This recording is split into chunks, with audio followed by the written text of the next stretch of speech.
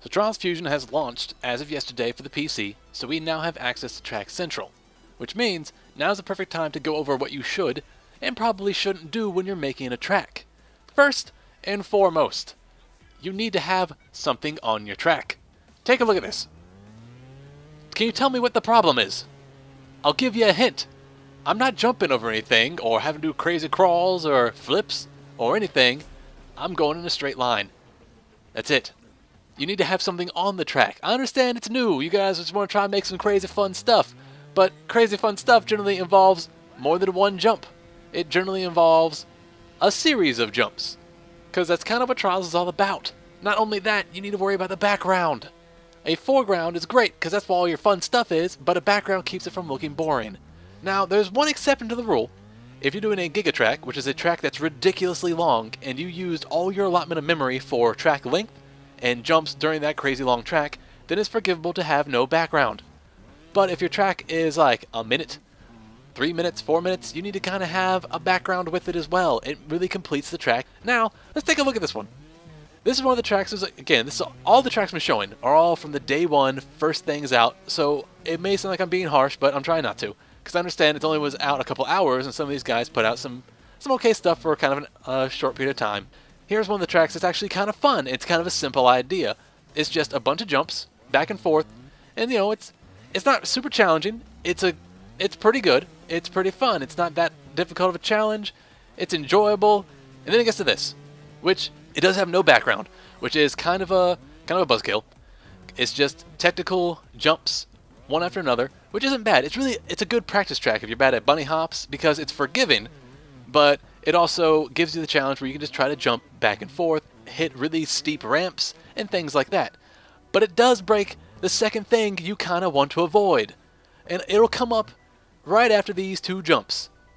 First of all, it's doing this. The first thing I mentioned is, look at this.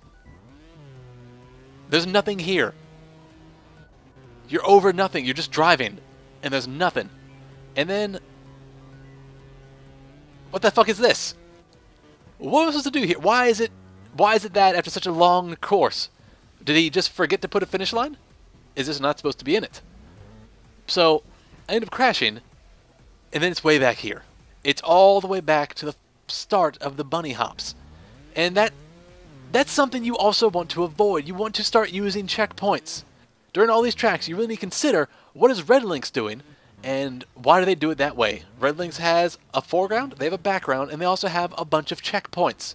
It makes it so the rider has a sense of accomplishment when they do something really difficult. If you forget to put in checkpoints, you just kind of come across as a dick. So, finally, and probably the biggest thing, since the Track Central is based upon the user who makes it, gets to pick the tags, they get to choose what category it goes in, and that determines how everyone else finds it. Which means, as the creator, you get to tell people what you think the difficulty is.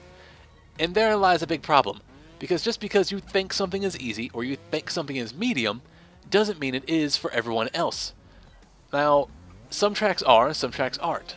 The best way to tell if your track is actually easy, medium, hard, or extreme is compare it to the actual maps in the game. Think of an easy map. It's a bunch of relatively smooth jumps that are really hard to make mistakes on. A medium map. It's a bit more of a challenging jump, but they're still forgiving if you make a mistake. A hard map. It's not as forgiving. There are some jumps where if you don't make it, you'll have to go back to the previous checkpoint.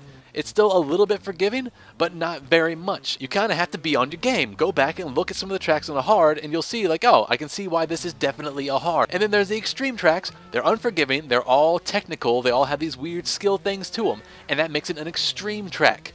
So just keep that in mind when you're labeling your tracks. So as I was going over the entirety of the day one content, I found this. It's Moon Dipper by Shadowline 3.